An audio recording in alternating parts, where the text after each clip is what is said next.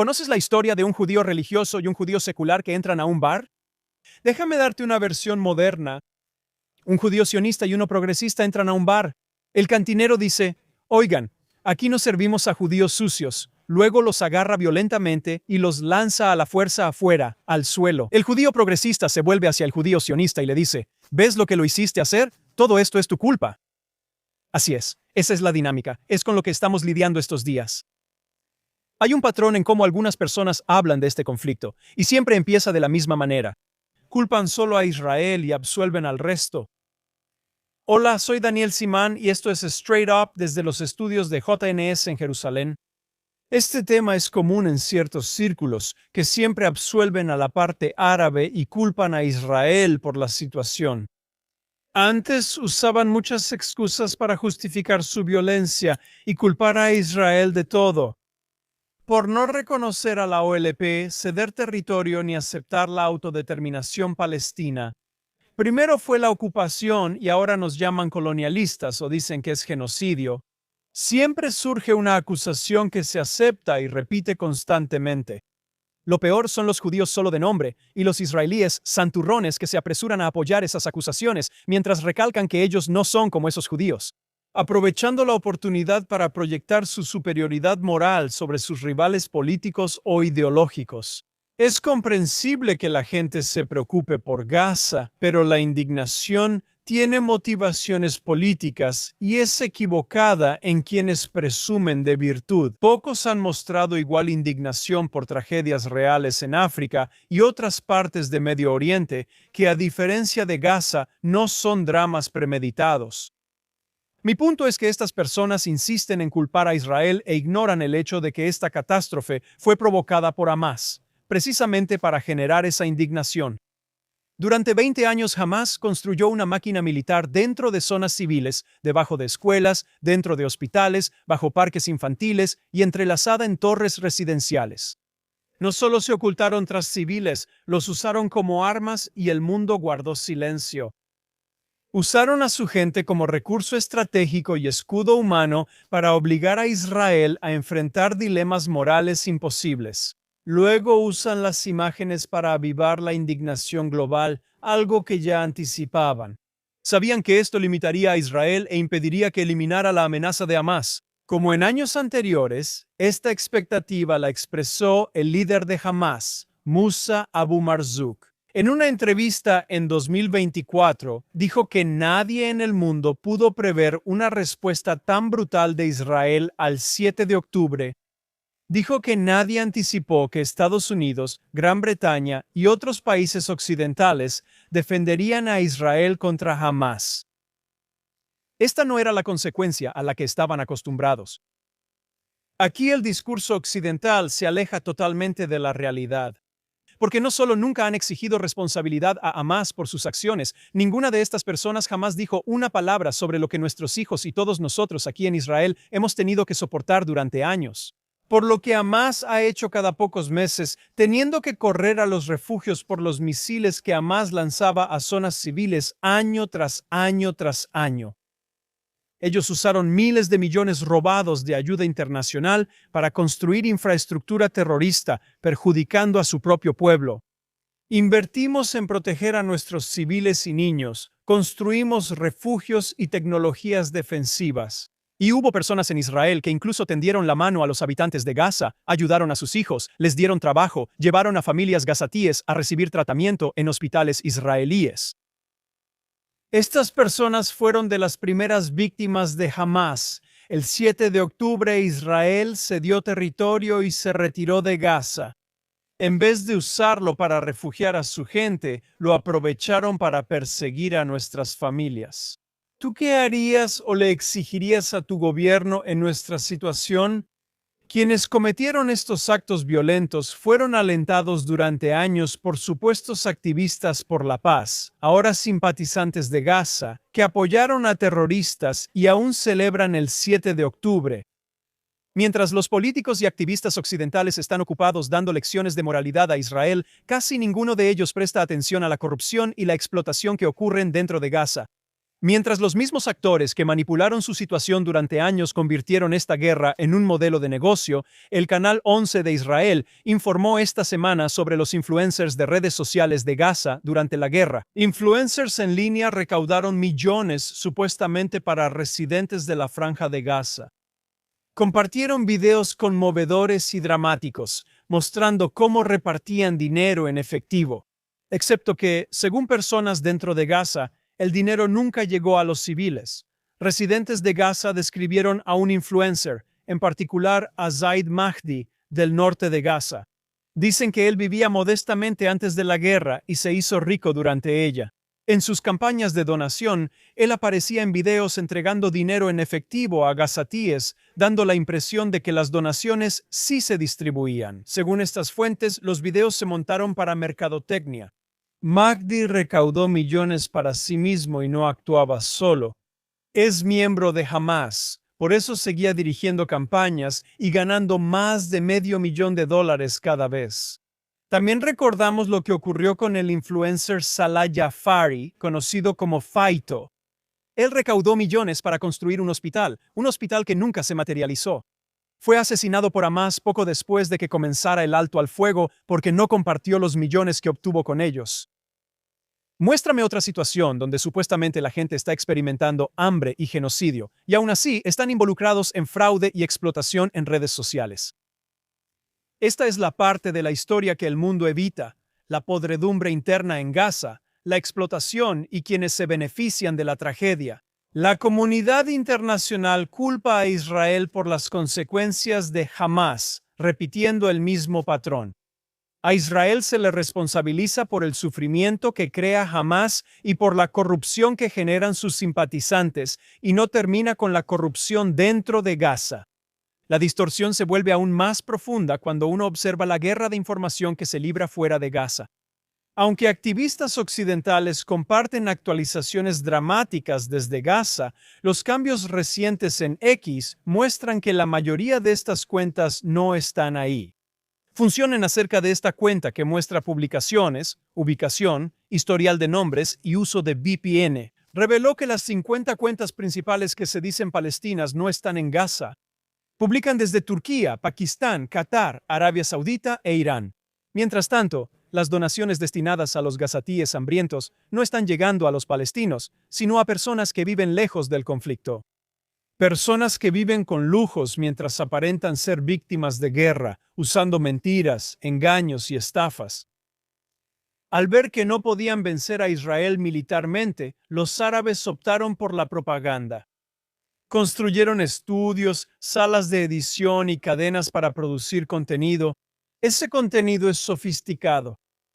El patrón es simple. Se culpa a Israel por todo, mientras la corrupción y manipulación árabes se ignoran, excusan o hasta ocultan. La explotación de la situación de los habitantes de Gaza no se limita a Hamas.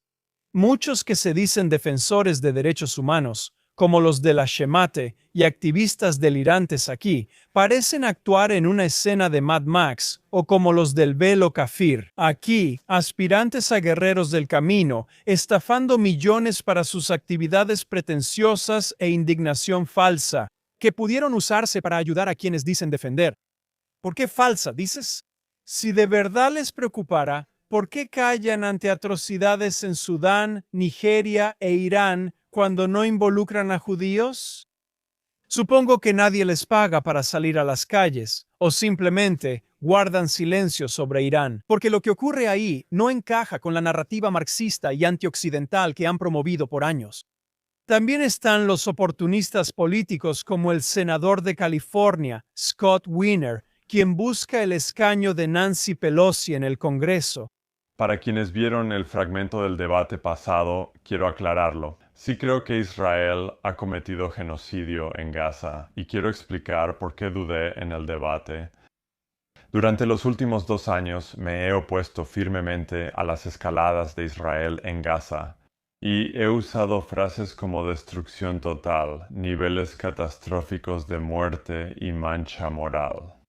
Pero no he usado la palabra genocidio, y quiero explicar por qué. Como judío, soy muy consciente de que la palabra genocidio se creó tras el Holocausto, que fue el exterminio industrial de 6 millones de judíos. Para muchos judíos, vincular genocidio con Israel resulta muy doloroso y traumático. Pero a pesar de ese dolor y ese trauma, todos tenemos ojos y vemos la devastación absoluta y el número catastrófico de muertes en Gaza infligidas por el gobierno israelí, y todos tenemos oídos y escuchamos las declaraciones genocidas de ciertos altos miembros del gobierno israelí. Y para mí, el gobierno israelí ha intentado destruir Gaza y expulsar a los palestinos, y eso califica como genocidio. ¡Qué imbécil! Este oportunista castrado se subió al tema, temblando. Antes me detenía de llamar genocidio a lo que está pasando en Gaza, pero ya no puedo hacerlo. Pobre chico débil. Afirma que destruir Gaza y expulsar a los palestinos es genocidio, pero ignora los hechos y pruebas. Él se sube al tren solo por beneficio, mostrando la inversión moral que Israel enfrenta desde hace años.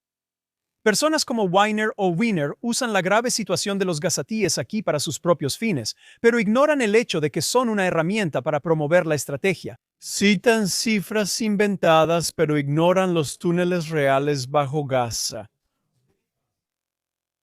Y como muchos políticos occidentales, él pone la carga moral sobre el único actor que realmente intentó proteger a los civiles, en lugar de sobre el grupo que sistemáticamente y deliberadamente los sacrifica, los propios gazatíes.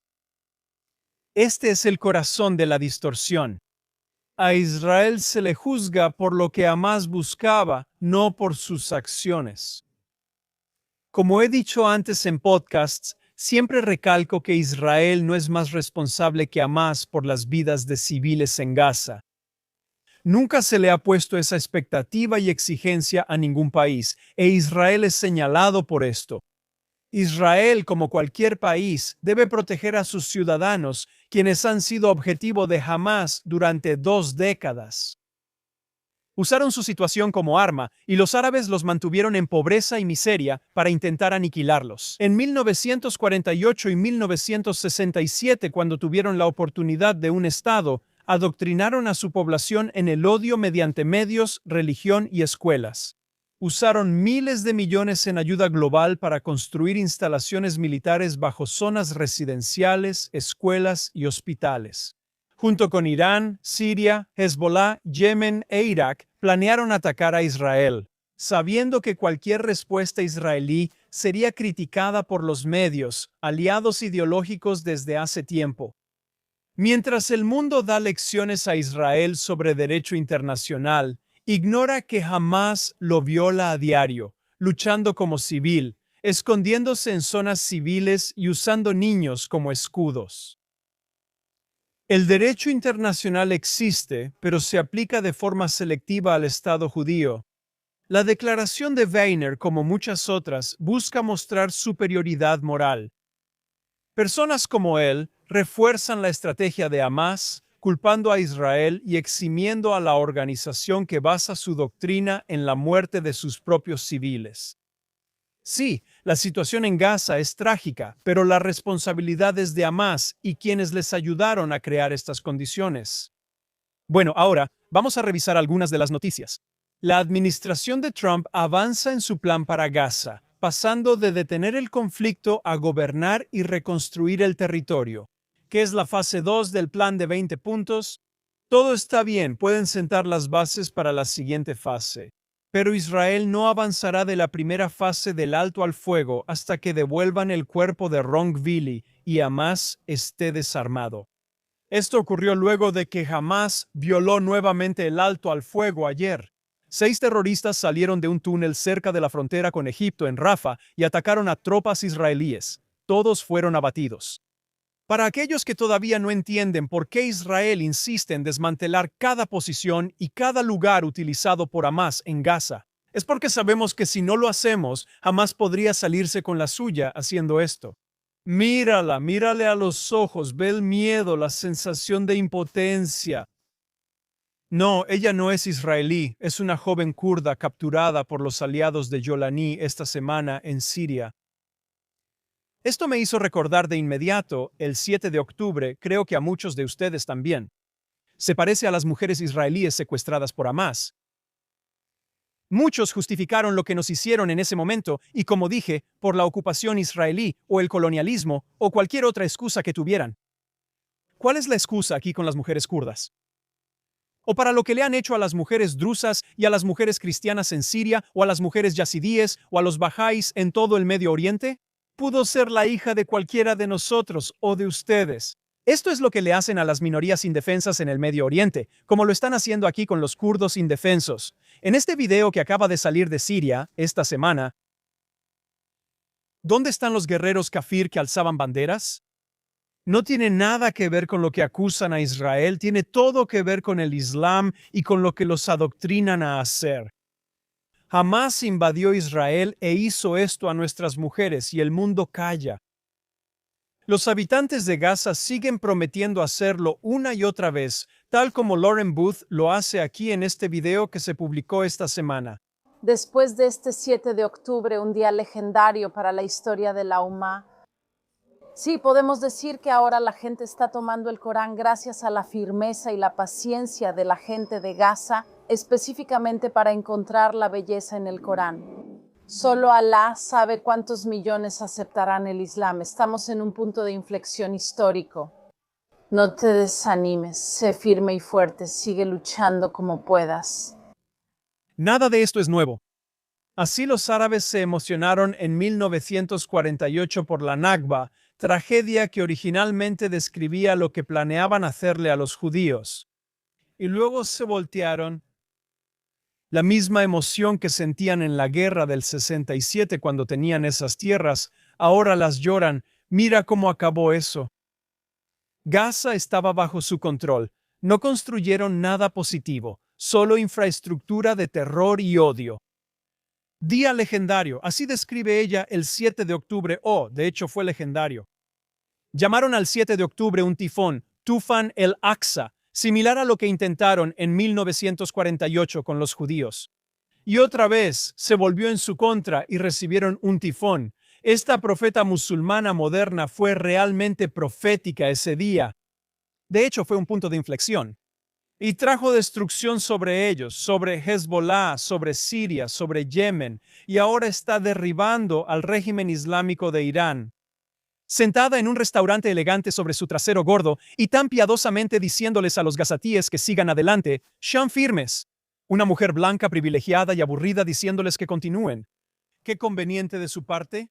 Mientras mujeres occidentales progres desfilan y presumen virtud por causas falsas, usando ropa solo para aparentar, nuestras mujeres deben ser así.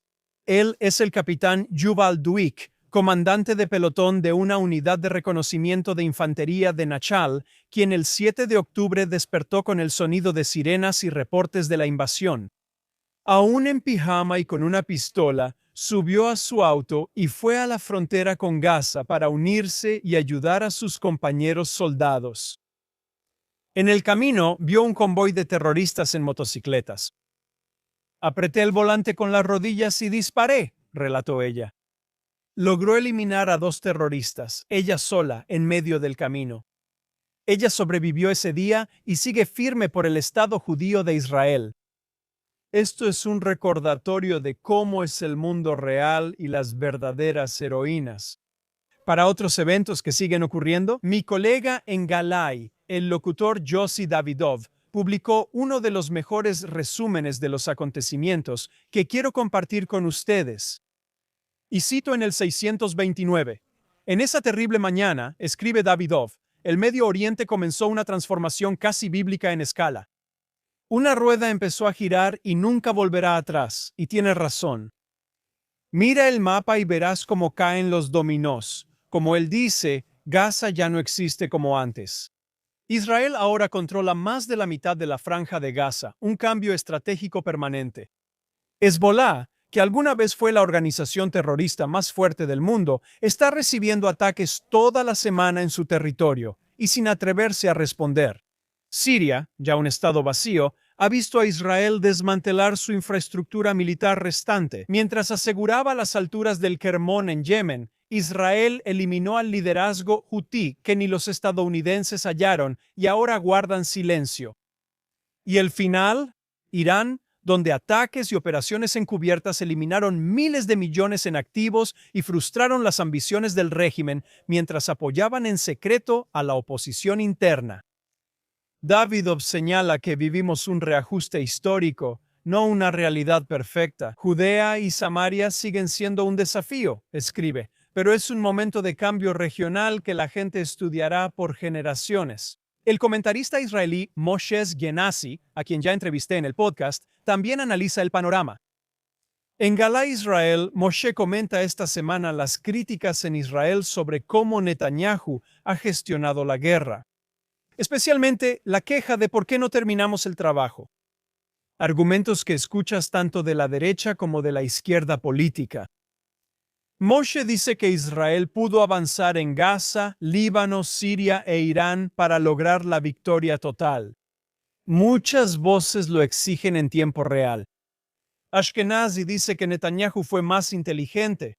Fuerza medida aplicada con precisión, creando dinámicas internas que siguen funcionando a favor de Israel, mucho después de que terminaron los ataques militares en Gaza. La destrucción de la infraestructura de Hamás y el control israelí sobre la mayor parte de Gaza generan una tendencia a largo plazo al desmantelamiento de la organización y la emigración masiva al Líbano, la eliminación del alto mando de Hezbollah y la destrucción de gran parte de su capacidad militar, y el corte de su línea de suministro a través de Siria abrió la puerta para que el Estado libanés eventualmente despojara al grupo de sus armas pesadas y lo empujara hacia su declive. En Siria, el colapso del ejército en todos los frentes y el dominio israelí sobre el país. Galán y las alturas de Chamón crean una zona de amortiguamiento de 80 kilómetros, una amenaza estratégica tanto para Siria como para Líbano y una base para una nueva alianza con los drusos y otras minorías en esa zona. Y en Irán, el ataque a los programas nucleares y de misiles, sumado a la humillación del régimen ya pobre y sin agua, aumenta el descontento interno. Como vemos, aumenta el estrés económico. Las sanciones recientes solo profundizan la presión, e Irán se acerca más al colapso y al cambio de régimen, lo que alterará toda la dinámica en la región y a nivel global. El argumento de Ashkenazi es que estos movimientos en conjunto crean una ventaja estratégica para Israel en todos los aspectos y, más importante aún, ponen en marcha un proceso de autocolapso entre los adversarios más peligrosos de Israel. La guerra sigue, dice, y algunos frentes podrían necesitar más fuerza israelí, pero el rumbo es claro. Líbano y Gaza podrían ser los próximos en recibir esa dosis extra. Gracias a la buena administración de recursos, Israel aún tiene gran capacidad disponible. Moshe Ashkenazi concluye que la paciencia y la sabiduría son la clave, y los israelíes han demostrado que tenemos ambas. En otro tema interesante, Israel y Estados Unidos están discutiendo un nuevo acuerdo de asistencia en seguridad, ya que Netanyahu ha informado a la administración que Israel quiere que la ayuda sea reducida. El acuerdo actual firmado con la administración de Obama está por expirar. Dado el ambiente público en Estados Unidos, Israel ya no quiere depender de la asistencia en seguridad de ese país. Netanyahu le dijo a Trump que busca un nuevo acuerdo para reducir poco a poco la ayuda. Ese es un resumen de algunas voces y temas en Israel. Un último pensamiento antes de terminar el podcast de hoy. Esta semana Mattel lanzó su nueva Barbie autista. Si buscan más inclusión, sugiero que lancen la Barbie mentalmente trastornada. Todas con hijab, kufilla, aro en la nariz y cabello morado, ondeando la bandera pali. Solo es una idea, quizá les sirva para comentar algo. Esto es todo por hoy. Gracias por acompañarme. La próxima semana estaré en directo en JNS TV desde los estudios de Jerusalén, Israel.